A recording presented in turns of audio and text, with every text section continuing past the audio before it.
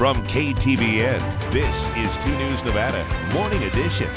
Good Thursday morning, everybody, and thank you for starting your day with us. I'm Kyle Louder. And I'm Faith Justice. Glad to be with you this morning, especially as we start with an unforgettable story here. This is terrifying footage. So in near whiteout conditions, an advanced run at Palisades Tahoe turned into a life-saving mission. Gosh, last Wednesday, 2 Sacramento skiers chasing fresh powder spotted ski tips sticking straight up out of the snow. Carson Schmidt, who took this video, says he doesn't know why they stopped, but he is glad that they did. We just stopped for whatever reason, and looking at him, just talking about the day, and I see ski tips and realize he's buried. We go into action.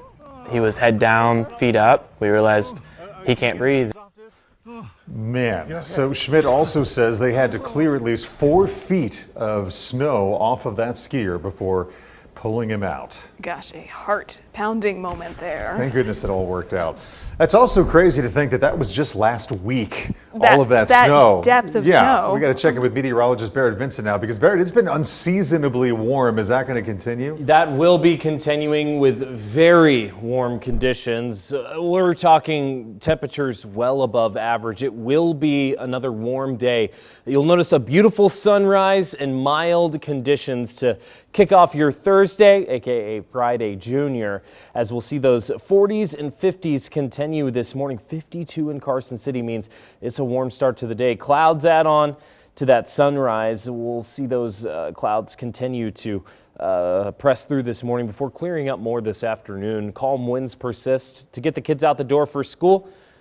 It's going to be pretty mild, so enjoy these conditions this morning. Roll a window down this afternoon on your commute home from work, and expect those highs to only increase from here. Tomorrow's the warmest day of the week. I'll explain why we're seeing these warm temperatures and what you can expect for your afternoon highs coming up in my forecast. Thank you, Barrett.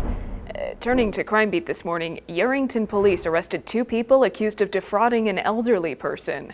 Executing a search warrant on Tuesday, officers say they found stolen property and credit cards inside a home on Madden Lane. They arrested 37-year-old Christine Ansari and 38-year-old Christopher Montano. Both are now facing multiple charges. A man faces up to 16 years in prison after a jury found him guilty of being a felon in possession of a firearm. This was in connection to a standoff with police in 2021. The Washoe County District Attorney's Office says in August of that year, police tried to arrest Thomas Balboni Jr. because he was living in a home with a child, even though he was a registered sex offender. They say he refused to come out of his home and grabbed a rifle. He'll be sentenced in April.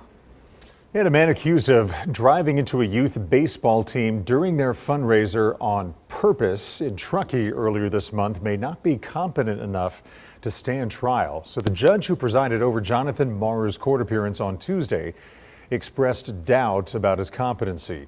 The Nevada County District Attorney's Office says because of this, criminal proceedings against Marr are suspended, and he will have to undergo a mental competency evaluation. He will remain in custody, though, until that happens. And the Washoe County Jail is expanding its mental health services so that more inmates can stand trial. In a program that's new to Nevada, the office is partnering up with NAFCare. When the law changed, we were able to directly address the barriers to their competency. What was preventing them from moving forward with their legal case, we were able to begin working on those barriers. The agencies are hoping that this will reduce stay times and help prevent those with mental health issues from returning to jail. We're going to find out exactly what happened here, and then we'll respond accordingly. Around the world this morning, Cuba says its border troops shot and killed 4 people in a U.S. speedboat after the people in the boat opened fire first. The other 6 people in the boat were injured, arrested, and taken to a Cuban hospital for treatment. 1 Cuban commander was also hurt. Cuban officials say the people on the speedboat were Cuban nationals living in the U.S. who were planning to carry out acts of terrorism on the island. Multiple federal agencies are now investigating. And the economy was a big talking point during President Trump's State of the Union address this week, with the president claiming that the economy is thriving. Top House Democrat Hakeem Jeffries slammed the speech, while Senate Majority Leader Republican John Thune argued the president provided Republicans a roadmap for future legislation. There was no substance in that speech, but a lot of snake oil. Immediately on that agenda is a housing bill, which gets at the heart of the affordability issue, particularly for younger Americans. President Trump also announced plans for retiring Americans who do not have a 401k. However, economic analysts say this could face hurdles in Congress. They go up and down, but they don't go down very often, and they don't go down enough. Talking about gas prices there. During his State of the Union address, President Trump said he saw gas in Iowa at $1.85. Gosh, but we're not seeing prices anywhere near that in our region.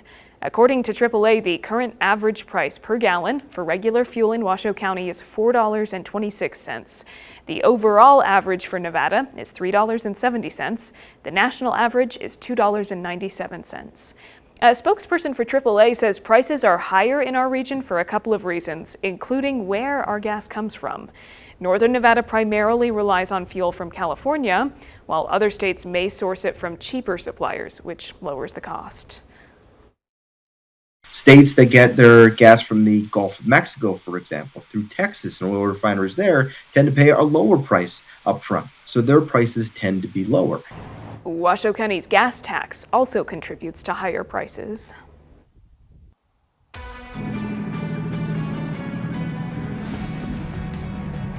Pyramid Way seeing overnight lane reductions starting this Sunday as NDOT launches part of its Pyramid Highway project. I've got your Cone Zone coming up.